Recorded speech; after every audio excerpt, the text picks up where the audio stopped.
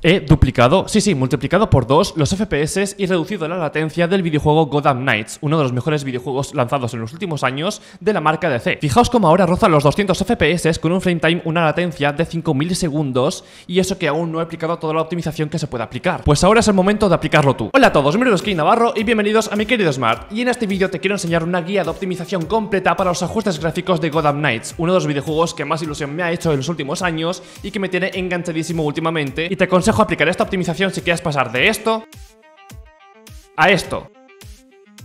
Y va a ser algo muy rápido. Bien, una vez dentro del videojuego estáis viendo que estoy monitorizando el consumo de recursos con el MSI Afterburner, aunque el videojuego ya tiene su propia medición de recursos y además es más completa aún que el MSI Afterburner, por lo menos por la parte de la latencia. Veis que ahora mismo estoy rozando los 120 FPS más o menos, con un frame time de entre 8 y 9 milisegundos, así que vamos a bajar eso. Vámonos a opciones y primero al apartado interfaz. Y ahora vamos a habilitar esa monitorización que os he dicho aquí en estadísticas de rendimiento. Le damos a completo. Y ahora veis aquí que se me ha desplegado toda esta información. Tenemos los FPS en tiempo real, tenemos el frame time y luego la latencia del juego, draw, GPU, read, la memoria RAM que está consumiendo el videojuego solamente, porque el MSI nos muestra la RAM consumida en total de todo el sistema, pero aquí nos indica del videojuego solamente que me está consumiendo poco más de 3,5 GB.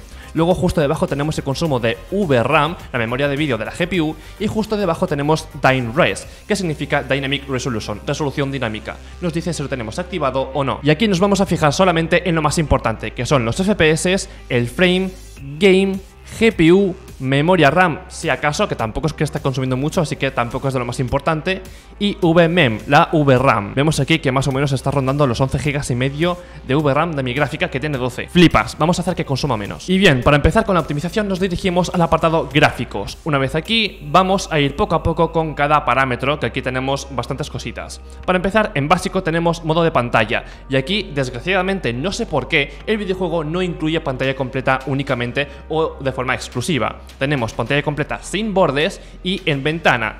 Dentro de lo malo, vamos a dejar pantalla completa sin bordes. Lo normal, como ya os he dicho en otras ocasiones, es tener pantalla completa normal o exclusiva, no pantalla completa sin bordes ni ventana. Luego seguimos con la resolución directamente, que es el primer parámetro de los tres que más recursos consumen en cualquier PC, y esto vamos a bajarlo al mínimo que nos deja, que es HD 1280 x 720. Esto tiene truco porque ahora vamos a aplicar el reescalado de imagen mediante la tecnología que ya implementa el propio videojuego, aunque tampoco resulta del todo eficiente. Podríamos utilizar, por ejemplo, el lossless scaling, pero bueno, ya que tenemos estas funciones, vamos a aprovecharlas dentro del juego. Seguimos con la sincronización vertical, que de momento no vamos a activarla, a no ser que tengamos algún problema de imagen, tipo bajones, stuttering, lo que sea.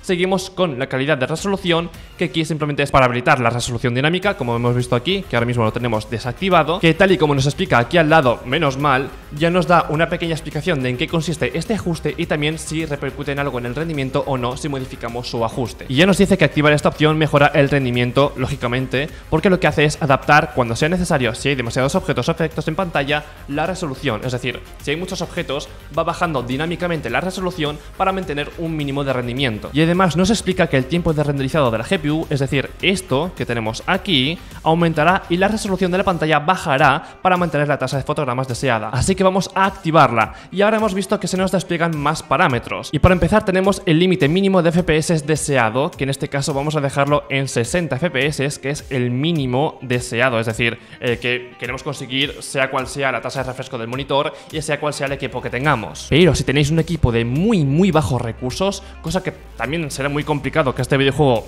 se ejecute en ese equipo porque no alcanza los mínimos, pero bueno, en ese caso podríamos dejarlo incluso en 30 o 45. Pero yo, por lo general, os aconsejo dejarlo en 60 y luego el límite máximo de FPS lo dejaremos en la tasa máxima de refresco del monitor. Si tenemos un monitor de 144 Hz, por ejemplo, pues esto lo dejaremos en 144, que es el máximo que es capaz de reproducir el monitor. 144, ahí. Si fuese 120, pues lo dejamos en 120. Si es de más, lo vamos ajustando a la tasa de refresco que tiene el monitor. No os flipéis, no lo pongáis en ilimitado, más que nada porque aquí no deja ilimitado, pero ni siquiera lo pongáis al máximo de 360 porque no vais a ver más allá de la tasa máxima de refresco que tiene el monitor. Dicho esto, seguimos con la resolución de renderizado mínimo. Aquí va a depender de la resolución que hemos aplicado anteriormente. Como ya os he explicado, dejarlo en mínimo, que es 720 HD, pues en este caso lo dejaremos en 67 tal cual está ahora mismo. Obviamente el parámetro de resolución de renderizado máximo está bloqueado porque todo el mundo desea el máximo, es decir, está ya por defecto en 100, porque ¿para qué menos? El rango que nos va a permitir ajustar aquí va a depender de la resolución que hemos ajustado anteriormente. Como ya os he explicado, vamos a dejarlo en 720, que es el mínimo. Pero de esta manera, si os fijáis, si ahora toco resolución de renderizado mínimo y lo pongo ahí, lo muevo un poquito, se autoajusta a 100 y no se puede cambiar, es decir, aquí por mucho que lo mueva se ajusta a 100. ¿Por qué pasa esto? Porque en el videojuego ya hemos puesto que la resolución máxima que sea capaz de representar el videojuego sea HD, que es el mínimo. Por lo tanto, aquí no hay rango de resolución que mover porque ya hemos puesto el mínimo posible. Si ahora aquí cogemos y ponemos, no sé, por ejemplo, aquí 1600 por 900, luego aquí ya me permite mover un poco esto, el valor, al mínimo de 80. Y si pongo yo ahora mismo el máximo de 1080 Full HD, me permitiría bajarlo hasta 67, que es el mínimo. Y aquí debéis entender una cosa, y es que no podemos aplicar tanto la resolución dinámica como el reescalado de imagen, solamente una de ambas. No tiene mucho sentido porque ya habéis visto que si ponemos la resolución máxima Full HD, que en mi caso es la posible, la máxima que me permite el monitor, nos permite ya ajustar más rango de la resolución dinámica. Pero si lo bajamos al mínimo para aplicar ese reescalado, no habrá rango de resolución dinámica y siempre irá a esa resolución. Sí, podríamos habilitar la tecnología de resolución dinámica, pero no aplicaría gran efecto en el videojuego. Y yo personalmente prefiero el reescalado, así que voy a deshabilitarlo y ahora voy a volver a bajar esto al mínimo para después habilitar el reescalado, que es justo lo que viene después. Tipo de escalamiento, reescalado de imagen, es lo mismo.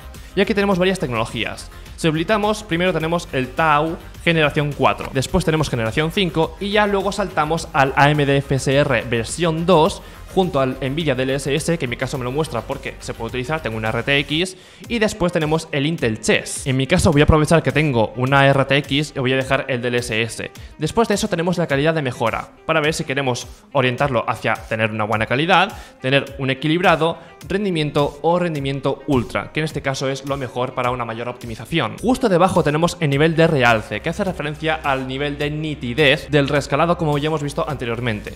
Y esto no os aconsejo que paséis de 2 o 3. Lo mejor es 2, cuanto menos mejor. Obviamente no se verá también el videojuego, pero más rendimiento ganaremos, así que esto no paséis de 2 o 3 como mucho. Seguimos ya con el apartado de avanzado, empezando por el campo de visión. Y aquí tiene cierta importancia relativamente hablando, porque esto, cuanto mayor ángulo de visión tengamos, más elementos se meterán en el plano y más elementos 3D tendrá que cargar la gráfica y renderizar. Por lo tanto, más carga, así que no nos conviene mucho abrir mucho el ángulo.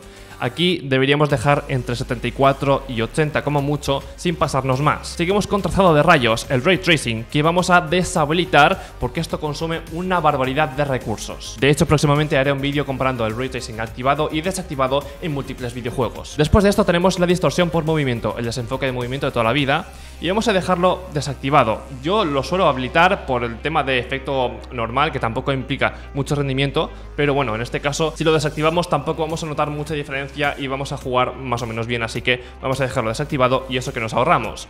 Después tenemos oclusión de ambiente, que vamos a desactivar también. Después el bloom vamos a dejar activado porque aunque pueda mejorar el rendimiento tal cual nos explica aquí, apenas hay ganancias, por lo tanto vamos a dejarlo activado y ese pequeño extra que ganamos en cuanto a gráficos bonitos. Si hay parámetros de aquí que no sabes qué hacen y quieres entenderlos, aquí arriba te dejo un vídeo en el que te los explico todos. Justo después tenemos aberración cromática, que vamos a desactivar, y por último tenemos profundidad de campo, que vamos a dejarlo habilitado. En este caso es importante tener la profundidad de campo activada, tampoco de forma exagerada, luego lo configuraremos, pero en este caso vamos a dejarlo activado. Y por último llegamos al último apartado de calidad, y este es el apartado bueno. Aquí es donde mayor impacto va a tener la optimización que vamos a aplicar al videojuego. Y el primer parámetro que tenemos aquí es preajuste de calidad, del cual vamos a pasar porque esto lo único que va a hacer es preajustar automáticamente todos los ajustes, todos los parámetros al mismo son. O sea que esto, como vamos a ir individualmente uno por uno, vamos a pasar y vamos a seguir con la calidad de las texturas. El segundo ajuste de los tres que más recursos consumen, junto a la resolución, y directamente vamos a dejarlo al mínimo, que es bajo. Seguimos con la calidad de las sombras, que es el otro tercer ajuste que nos faltaba, que más recursos consumen, más pesados, y también vamos a dejarlo directamente en bajo, y con esto ya habremos ganado una cantidad de rendimiento brutal. Después tenemos calidad de efectos, que apenas tiene impacto, vamos a dejarlo directamente en medio y ya está, no hace falta bajarlo más. Luego, calidad de postprocesado es bastante pesado, así que también vamos a dejarlo al mínimo. Seguimos con la distancia de visionado, es decir, al tener activada la profundidad de campo, la distancia de visionado se puede ya regular, configurar, y vamos a dejarlo en alta, sino media. De media no bajéis porque ya os digo que aquí es relativamente importante. Y para terminar ya tenemos densidad del entorno, y esto también vamos a dejarlo directamente en media. No vamos a bajar más, ahí ya es más que suficiente. Vamos a aplicar ya todos los ajustes que hemos aplicado para ver la diferencia. Ya habéis visto que la resolución se ha tocado, se ha hecho más grande al tener un poco menos de resolución, está en HD ahora mismo.